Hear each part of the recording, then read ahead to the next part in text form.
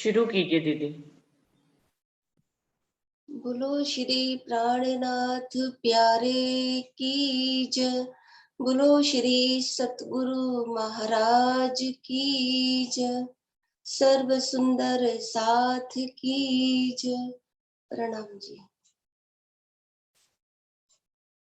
तेरे आसरे जीवन सफल आसान है, आसान है ये मरम जो ना समझ सके।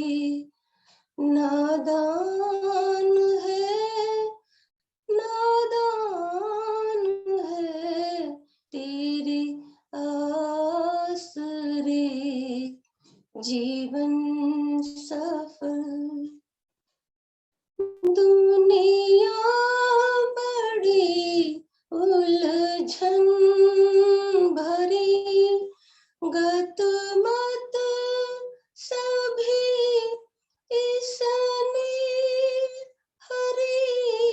दुनिया बड़ी उलझन भरी, गत मत सभी इसने हरी।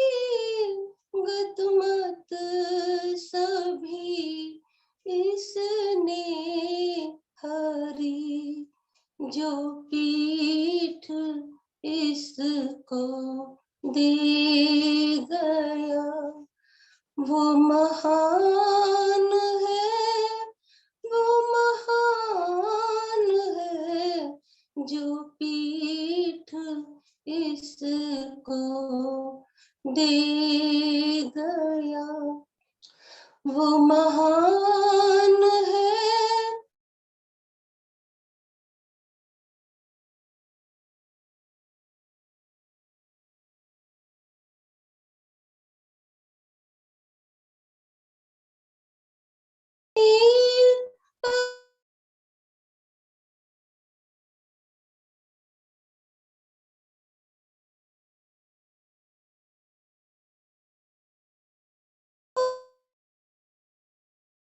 मिलते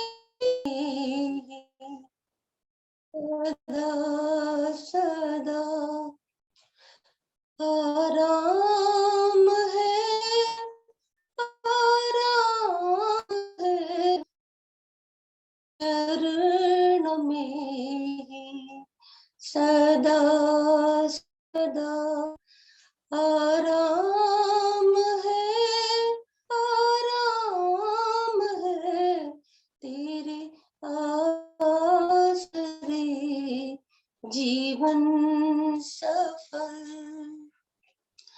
तेरे प्यार का साया मिले, मुश्किल भरी मुश्किल टले। तेरे प्यार का साया मिले,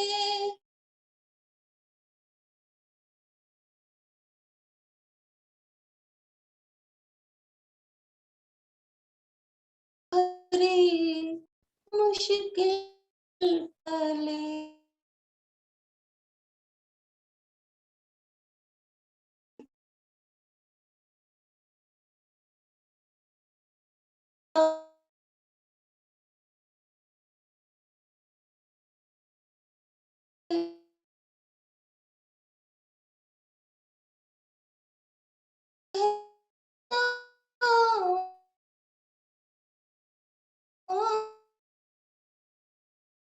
समझ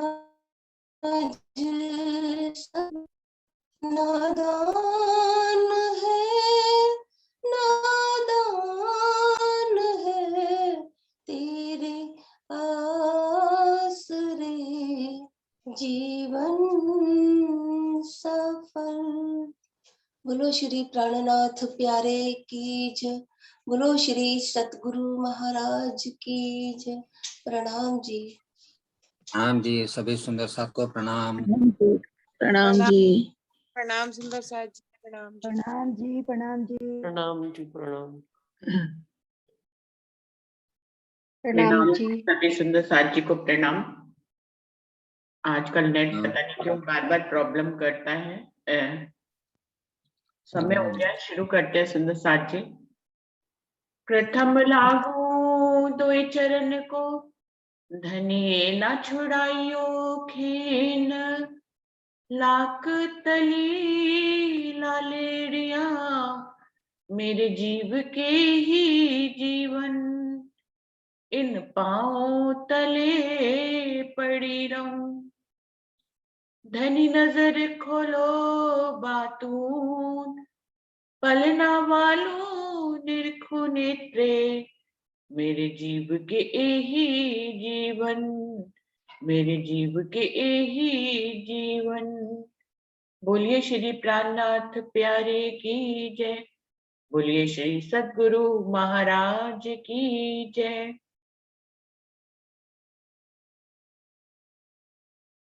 बड़ा क़यामत नामा वाणी की चौथा प्रकरण चल रहा था, जिसमें से 20 चौपाइयां हो गई थी।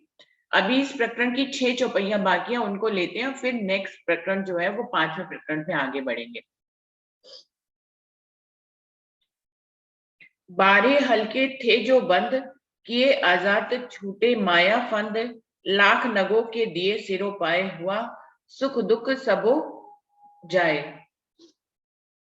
महमूद गजनबी सुल्तान का इमाम मेहंदी से मिलने का ये प्रसंग चल रहा था कि जो किस्सा कुरान में लिखा है, जो कि शिरजी साहिब जी हम सभी को मालूम है बीतक में घटित हुआ है, जहां पर महाराजा छत्रसाल जी इमाम शिरजी साहिब जी से मिलते हैं और फिर अपने दूसरी रूह आत्म औरंगजेब के अंदर जो आत्म है उनको जगाने का प्रयास करते हैं। ये बीतक साहब का प्रसंग है जो कि घटित हुआ है, जिसको कलमे को जानने वाले, कुरान को जानने वाले आलम और आरिफ जो अपने आप को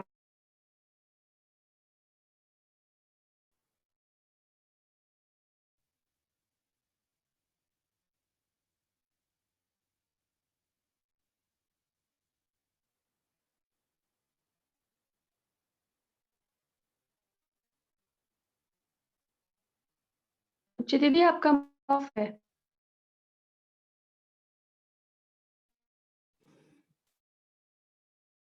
जो अपने आप को अल्मा और आरिफ कहलाते हैं और कुरान के इन किस्सों को पिछले किस्सों में घटा देते हैं। तो ये जब मिलते हैं तभी कयामत के निशान जाहिर होते हैं। जब इमाम मेहंदी से चल रहा है कि वो नहीं, मुझे पता लग रहा है, आगे बढ़ते हैं। आज नेट कुछ इंतजाम और करते हैं, ये तो वाईफाई है, बिल्कुल चल ही नहीं रहा है आज तो ये किस्से में बात आ रही थी कि जब मोमिन महाराजा छत्रसाल जी और शिरजी साहिब जी आपस में मिलते हैं, तब मोमिनों को धनी क्या क्या बख्शिश करते हैं। तो सब मोमिनों को इस दुनिया के सारे फंदों से वो छुड़ा लेते हैं, उनको आजाद करते हैं और उनको लाख नगों के सिरों पाओ दुख सुख से उनको आजाद करके लाख नगों के महल और सब उनको बख्शिश करते हैं। जो परम धाम के 25 पक्ष हैं वो नियामतें सब मोमिनों को दी जाती हैं। वो चितवनी के माध्यम से हम सभी को मालूम है कि पन्ना जी की बीतक में शिरजी साहिब जी सबको चितवनी कराते थे, राज्य के स्वरूप और श्रृंगार की चितवनी कराते थे और धनी जो है उनको 25 पक्षों की चितवनी कराते थे। इसी में आगे जोड़ रहे हैं 50,000 बाग किए खैरात। परम धाम की जमीन जो है 50,000 करोड़ जोजन की है, तो उसी को ही इशारे में यहाँ पे लिखा है कि वो पूरी भूमि ही उनको बख्शिश कर दी गई परम धाम के मोमिनों को। यानी कि वो परम धाम की पूरी जमीन पर परम धाम के मोमिन चितवनी के माध्यम से घूमते थे। बरकत नुस्खे भई सिफात, ये जो नुस्खा आया है, तारतम ज्ञान की चाबी आया है, इसी की बरकत से मोमिनों को ये सिफतें मिली हैं कि वो परम धाम में रमण कर सकते हैं। हवेलियां जो थी बैरान, सो किया खड़ियां हुई मेहरबान। परम धाम के मोमिनों के हृदय जब तक वीरान थे इस दुनिया में, जिनको परम धाम की नियामतें नहीं मिली थी, उनको जब ये नियामतें मिलने लग जाती हैं, सो जो वीरान हवेलियां थी, सो किया खड़ियां हुई मेहरबान। वो धनी की मेहरबानी से फिर से जागृत हो जाती है, चेतन परम धाम में उनका हृदय घूमने लगता है, राज्य के स्वरूप और श्रृंगार की वो चितवनी करने लग जाता है। तो जो उनको खुराक थी, परम धाम के मोमिन जिस इश्क में रहते थे, परम धाम में जिस 25 पक्षों में घूमते थे धनी के साथ, उनके स्वरूप और श्रृंगार में खोए रहते थे, उनके प्रेम में खोए रहते थे, वो सारी चीजें उनके हृदय में राजी महाराज अपनी मेहरबानी से अब उनके वीरान हृदय में उन्होंने उन सारी खुराक को पहुंचा दिया है और अब उनके हृदय जागृत हो गए हैं। कहने का भाव ये है कि परम धाम के मोमिन अब परम धाम में घूमते हैं। राज्य महाराज ने इस तारतम वाणी के माध्यम से ये मेहरबानी उनके ऊपर करी है कि वो इसके माध्यम से सब कुछ जान गए हैं और उन सब में अब वो रमण करते हैं। ये जो बात कुराने कही सो मैं जाहिर करी सही, इनका बयान करे आलम बिना फरमाया करे जालम। कुरान में जितनी भी बातें हैं उनको इंद्रावती जी कह रही है कि मैंने जाहिर कर दिया है। इनका बयान करे आलम बिना फरमाया करे जालम। इनका बयान जो है बहुत अल्मा आरिफ जो कुरान के पढ़ने वाले हैं वो करते हैं, लेकिन वो इसका सही बातूनी मायना नहीं बताते, इसीलिए वो सारी दुनिया पे एक प्रकार का जुल्म कर रहे हैं। जब हम सच्ची बात को छुपा लेते हैं तो हम सही रास्ता नहीं बता पाते और हम ये गलत करते हैं। इसलिए कहते हैं कि यदि आपको कुछ नहीं पता तो आप चुप हो जाएं, बल्कि गलत रास्ता ना बताएं, क्योंकि गलत रास्ते से तो कुफ्र पैदा हो जाता है कि हम सही संदेश तो दे नहीं पाए, उसकी जगह हमने उल्टा गलत संदेश दे दिया। तो कहते हैं अगर सही संदेश किसी को देना ना आए, उसको सही बात की पहचान ना हो, तो उसको हमेशा चुप हो जाना चाहिए, लेकिन उसको गलत बातें गलत राह पर नहीं ले जाना चाहिए। तुम मायने ऊपर के यो लिए किससे कुरान के पहले हो गए, जो जमाने हुए मनसूख ए रोशनी तित क्यों डारो चुप। इंद्रावती जी कह रही है कि कुरान के पढ़ने वाले कुरान के ऊपरी मायनों को लेते हैं, वो कुरान के किस्से को जो आगे होने वाले हैं उनको पिछले जमाने पर घटा देते हैं। वो जमाने तो रद्द हो गए, जब अक्षरातीत पूरन पारब्रह्म हिंद की जमीन पर आ गए, पन्ना जी में आ गए, हिंदुओं के तन में आ गए, तो फिर उनकी तभी तो सारी शफकत बरकत उठकर जो है हिंद में आ गई। जब सारी शफकत बरकत उठकर हिंद में आ गई तो वहां क्या रह गया?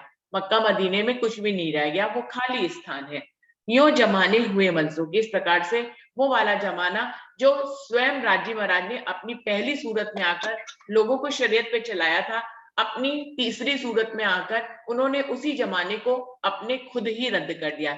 ये बात बिल्कुल वैसे ही है कि किसी भी किताब का, किसी भी विषय का पहले संस्करण दूसरे आते हैं और फिर जब उसमें नई बातें एडिशनल होकर नए उसके संस्करण आ जाते हैं तो पुरानी किताबों को कोई नहीं पढ़ता है, क्योंकि एडवांस बातों को पढ़ना होता है, हमें आगे बढ़ना होता है, प्रगति करनी होती है। तो हमेशा हम जिसमें नई बातें लिखी हैं उनको पढ़ते हैं, पुरानी बातों को सिर्फ गवाही के रूप में लेते हैं।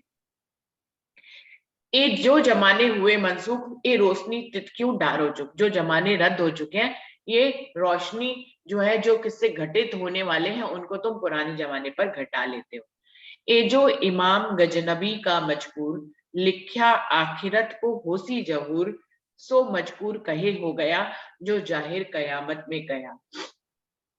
महमूद गजनबी सुल्तान का इमाम मेहदी से मिलना ये आखिरत का होने वाला किस्सा है, जिस बात को तुम पुराने जमाने पर घटा रहे हो। ये जब आपस में मिलेंगे तो कयामत की इनकी निशानी यही होगी कि तब कयामत के निशान जाहिर हो जाएंगे। उम्मी आप पढ़े कुरान, सुनो जहिरियों दिल के कान, काजी कजा पर आया आखिर, खोल दिल दीदे देखो नजर। कुरान को खुद उम्मी पढ़ रहे हैं। उम्मी किनको कहा गया? परमधाम के मोमिनों को कहा गया। अल्मा आरिफ, इसका शाब्दिक अर्थ क्या होता है? अल्मा आरिफ मतलब ज्ञानियों को कहते हैं। अल्मा आरिफ जो अल्मा आरिफ होते हैं वो ज्ञानियों को कहा जाता है।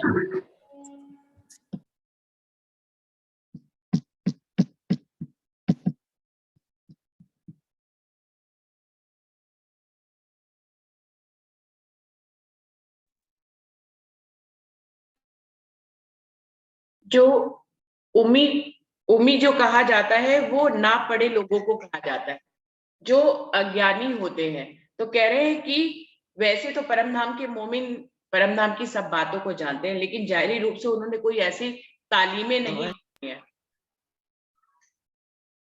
उम्मी परम जो जिन्होंने कोई तालीम नहीं ली है, और उल्मा आरिफ जिन्होंने तालीम लेकर बहुत ज्ञानी बने हैं। तो क्या कह रहे हैं, उम्मी आप पढ़े कुरान, जिन्होंने कोई कुरान की कोई शिक्षा नहीं ली है, कोई तालीम नहीं लिया है, वो कुरान के रहस्यों को जानते हैं। सुनो जाहिरियों दिल के कान, जाहिरी मानों को लेने वाले और कुरान को जाहिरी अर्थों में लेने वाले अपने दिल के कानों से सुनिए। काजी कजा पर आया आखिर, वो न्याय करने वाला काजी अब हिंद की जमीन पर आ गया है। खोल दिल दीर के दीदे देखो नजर, अपनी दिल की आंखों को खोलकर ही आप इनकी पहचान कर सकते हैं।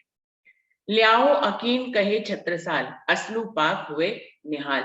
छत्रसाल जी, क्योंकि पूरा बड़ा क़यामतनामा उन्हीं को समर्पित है, इसलिए छत्रसाल जी हर प्रकरण के अंत में छत्रसाल जी ही कहते हैं कि आपको यकीन लाना है इस हक की स्वरूप के ऊपर।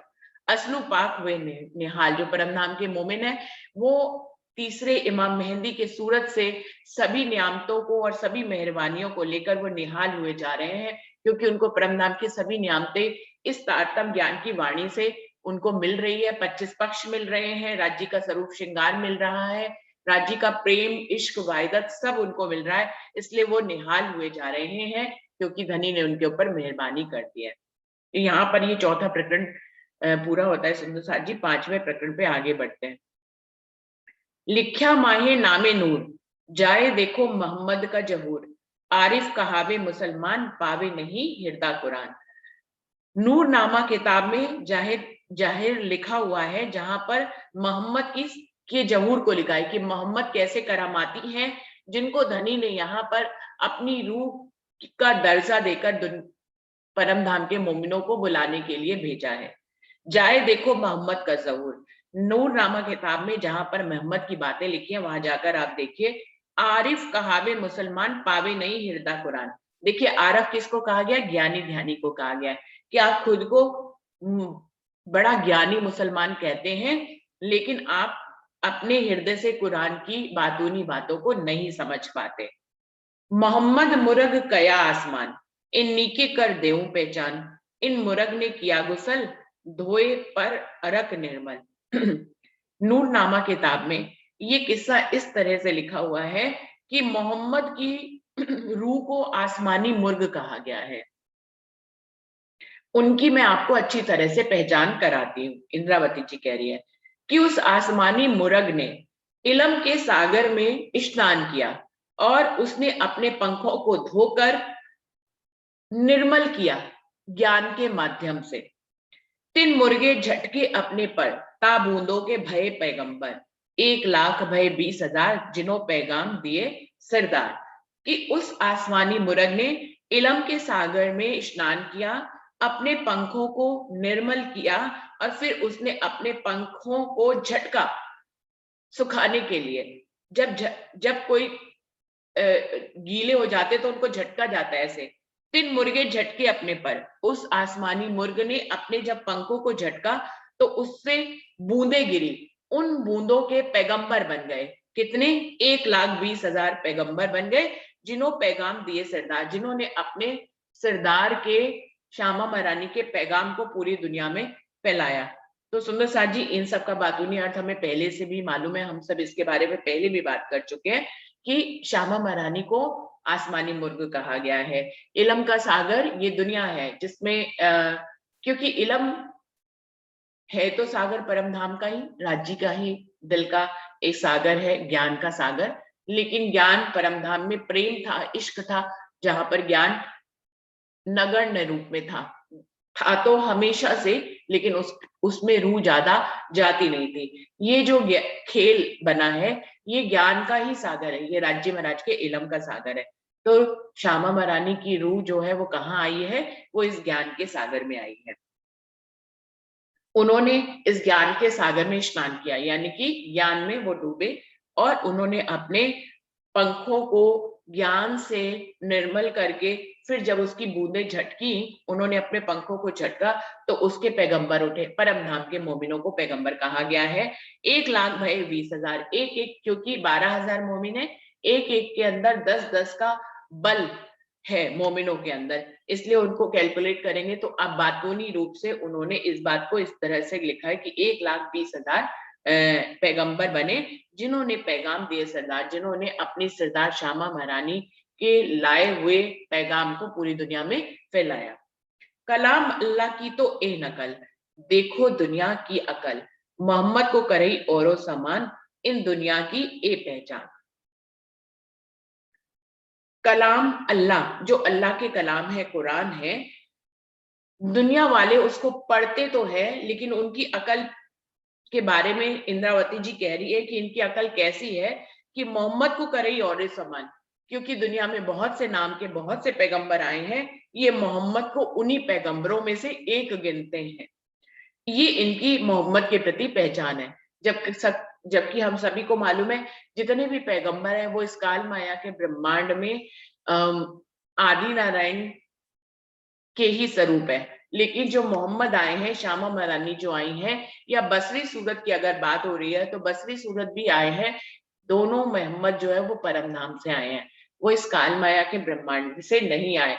और उनको दुनिया वाले जो है कुरान को पढ़कर उनको और पैगंबरों के समान ही मान लेते हैं, उन्हीं की ही श्रेणी में डाल देते हैं। तो इंद्रावती जी कह रही है ये इनकी पहचान है मोहम्मद के बारे में। जो कहावे मोहम्मद के बंदे, सो भी न चीने हृदय के अंधे, कहावे जाहिरी मुसलमान, गिने मोहम्मद को औरों समान। वैसे तो ये मोहम्मद के पीछे चलने वाले कहलाते हैं, उन्हीं के फिरके के कहलाते हैं कि हम तो मोहम्मद को ही मानते हैं, मोहम्मदी के फिरकों में शामिल ऐसे लोग हैं, फिर भी ये हृदय के अंधे हैं। ये इनको जाहिरी मुसलमान कहते हैं। इंद्रावती जी कह रही है गिने मोहम्मद को औरों समान, और इनको इनकी अकल भी जाहिरी है, इनकी नजर भी जाहिरी है। ये मोहम्मद के फिरके में होते हुए भी मोहम्मद की पहचान नहीं करते हैं और मोहम्मद को और पैगंबरों के समान श्रेणी में ही शामिल करते हैं। ऊपर मायने ले भूले जाहिरी, कलाम अल्लाह की सुध ना परी, पहले कही जो तुम दिल में आनी, तुम जो जानी मुसलमानी। ये जो मोहम्मद के फिरके में शामिल हैं, मोहम्मद के 73 फिरके हुए, जिसमें 72 जो है उनके नारी फिरके थे, सिर्फ एक नाजी फिरका जिनको हक की हिदायत हुई है। तो जो ये नारी फिरके वाले हैं, ये ऊपर के मायनों को, जाहिरी मायनों को लेकर भूल करते रहते हैं। कलाम अल्लाह की सुध ना पड़ी, इन्हें अल्लाह के कलाम जो कुरान है उसकी बातों की सुध इनको पड़ी ही नहीं है। मोहम्मद साहब जब अपने पहले तन में आए थे बसरी सूरत में, तो उस समय बहुत मारकाट का जमाना था, इसलिए मोहम्मद साहब ने सबको शरीयत का ज्ञान देकर उस पर चलाया। तो कह रहे हैं कि आपने उस समय जो मोहम्मद ने जो रास्ता अपनाया था, जो रास्ता उनको संदेश के रूप में दिया था, ये आज तक उसी शरीयत की राह पर चल रहे हैं। जबकि अब तो हकीकत और मार्फत के भेद भी खुल गए हैं, लेकिन इन्होंने उसी को ही, शरीयत को ही अपना मुसलमान पना समझ रखा है और उसी राह पर अभी तक चल रहे हैं। जबकि हम सभी को मालूम है कि शरीयत की राह इतनी आसान नहीं होती है, उससे कभी भी जो है अखंड में नहीं जाया जा सकता। आप जितने अधिक नियमों को पालन करेंगे तो आप जो है नियमों में ही रह जाते हैं। नियम एक दिन जो है वो शुष्क हृदय से करने लग जाता है। पहले तो नियमों में, जब हम नए नए नियमों में चलते हैं तो नियम बहुत प्रेम भरे होते हैं। अगर हम सब अपनी अपनी यात्रा में देखें, जब हमारे बड़े हमें बताते हैं कि आपको रोज सुबह उठकर सेवा पूजा करनी है, तो सुंदर साथ जी सुबह उठकर जो सेवा पूजा करी जाती है बहुत प्रेम भरी होती है। धीरे धीरे कहा, मान लीजिए किसी ने आपको ये सलाह दी कि मेर सागर का पाठ 5 से 10 बार करिए, तो पहले तो जब आप 1 महीना पहले करेंगे तो मेहर सागर की एक एक चौपाई को बहुत अच्छे से जानेंगे, समझेंगे, पढ़ेंगे और उसका पाठ करेंगे। धीरे धीरे वो यांत्रिक हो जाता है, मतलब धीरे धीरे फिर वो आपको याद हो जाता है। आपके होठों में यूं ही बुदबुदाने आप लग जाते हैं। मेघ का सागर कब शुरू होकर कब खत्म हो जाता है पता ही नहीं लगता हमें। तो ये सब कुछ क्या हो गया, जब हमें याद हो जाता है तो यांत्रिक हो जाता है और वो शुष्क हृदय द्वारा किया जाता है। उसमें जो बसा हुआ प्रेम हमारे दिल से जो उसको पढ़ता था प्रेम, वो प्रेम कहीं खो जाता है। तो आज भी मुसलमान लोग जो है, जो मोहम्मद साहब उनको शरीयत की राह पर चला गए हैं, वो शुष्क हृदय से उन्हीं ही नियमों का पालन कर रहे हैं। सुंदर साथ जी, हम सब अपने आसपास रहने वाले मुस्लिम लोगों को यदि देखें तो 5 बजे की जो नमाज पढ़ते हैं, हम सभी को मालूम है वो एक नियम पालन के माध्यम से करते हैं, उसमें उनका प्रेम शामिल नहीं होता। मेरे ऑफिस में तो बहुत से मोहम्मदन स्टाफ है, मीन्स 8 से 10 लोग मोहम्मदन है, और उनमें से जितनी भी महिलाएं हैं वो सब 5 बजे की नमाज पढ़ती है, मतलब ऑफिस में रहकर भी पढ़ती है। तो वो दिन में 2 बार शायद ऑफिस के टाइम पे पढ़ती है नमाज, तो जिसमें वो 2 बार जो है अपने वस्त्र बदलती है, क्योंकि मेरे ऑफिस में सब यूनिफॉर्म है, सब लोग यूनिफॉर्म में रहते हैं, तो वो अपनी यूनिफॉर्म में वो नहीं पढ़ती है, उन अपनी सलवार कुर्ते में और वो दुपट्टे के साथ पढ़ती है। तो इतना उनके अंदर अपने शरीयत के नियमों के प्रति डिवोशन तो बहुत ज्यादा है, लेकिन उसमें है शुष्क हृदय, ये मैंने बहुत बार देखा। मीन्स वो 2 बार यूनिफॉर्म को बदलते हैं, 2 बार अपने कपड़ों को बदलते हैं नमाज पढ़ने के लिए, और फिर अपना आसन भी उन्होंने रखा हुआ ऑफिस में, उस पे बैठ के वो पढ़ते हैं ऐसे ऐसे। और मैंने उस नमाज को देखा, मेरे ख्याल से उस नमाज में वो 4 से 5 बार उठक बैठक भी करते हैं, एक बार खड़े होकर, फिर बैठकर, फिर खड़े होकर, फिर बैठकर। मैंने देखा है, लेकिन मुझे समझ में नहीं है कि वो इतनी बार उठते बैठते क्यों हैं, और नमाज पढ़ते हैं। लेकिन सच में नमाज पढ़ के फिर वो वही ग्रुपिज्म कर रहे होते हैं, नमाज पढ़ने के बाद फिर वो वही बातें कर रहे होते हैं। तो ये मतलब जो गलत सलत बातें होती है वो सब कर रहे होते हैं, जो स्टाफ्स में होती हैं अक्सर ऑफिसेज में। तो मैंने देखा कि ये वही है जो वाणी में कही जा रहा है कि वो शुष्क हृदय का काम बन गया, शुष्क हृदय से वो नियमों का पालन करते ही चले जा रहे। पाले अरकान मसले 52, तुम वाही को जानो मोमिन, ऊजू नमाज रोजा फरज, ए तो इन पर धरिया करज। कि हाँ, उस समय बहुत गलत लोगों के दिलों में प्रेम नहीं था, वो एक दूसरे को मारते काटते थे, इसलिए मोहम्मद साहब ने उनको शरीयत की राह पर चलाकर पहली सीढ़ी चढ़ाया कि कम से कम नियमों के माध्यम से इनके दिल में डर पैदा होगा, ये एक दूसरे से थोड़ा थोड़ा प्रेम करना शुरू होंगे और एक दूसरे की मार काट से बच जाएंगे। तो कह रहे हैं पाले अरकान मसले 52, जो कुरान में लिखे गए शरीयत के नियमों को पूरा पालन करते हैं, तुम वही को जानो मोमिन, तुम उन्हीं को ही सच्चा मोमिन समझते हो, चाहे वो शुष्क हृदय से किए गए नियम हो। लेकिन तुम जो 5 बजे की नमाज पढ़ता है, अपनी कमाई का जो है हिस्सा दान में करता है, और वो जीवन रहते एक बार हज जरूर करता है, ये जो उनके नियम बने हुए हैं 52 नियम, उनको जो पालन करता है, तुम उसी को सच्चा मोमिन मानते हो। उजू नमाज रोजा फरज, ये तो इन पर धरिया करज। इंद्रावती जी कह रही है ये तो इसको एक कर्ज की तरह वो निभा रहे हैं, जिसमें नमाज करते हैं, रोजा रखते हैं, जो 1 महीने का पूरा भूखा रहने वाला रोजा होता है, और उजू करते हैं, नमाज पढ़ने से पहले जो अपने सभी अंगों को धोना होता है, तो वो इतनी इतनी बाजू धो लेते हैं, मुंह धो लेते हैं, इस तरह से वो करते हैं। तो उजू नमाज रोजा फरज, ये जो इन पर धरिया करज, ये तो कर्ज की तरह उसको निभा रहे हैं, और जो उसको निभा रहे हैं जिसमें प्रेम शामिल नहीं, तुम उसी को सच्चा मोमिन कहते हो कि भैया ये तो बहुत ही महान है, सारे नियमों का पालन करते हैं। और भी इनो मुसलमानी करी, सो भी देखो चलन जाहिरी, ए लानत लिखी माहे फरमान, सो बड़ी कर पकड़ी मुसलमान। और दूसरी बात, एक तो ये करते ही करते हैं, ऊपर से इनके एक पैगंबर थे इब्राहिम पैगंबर, उन्होंने किसी स्त्री को छू के गलत काम किया, तो इन्होंने उनको जो सजा के रूप में मिली, इन्होंने उसको भी अपना जो है मुसलमान की शरीयत मानकर उसको भी अपना लिया।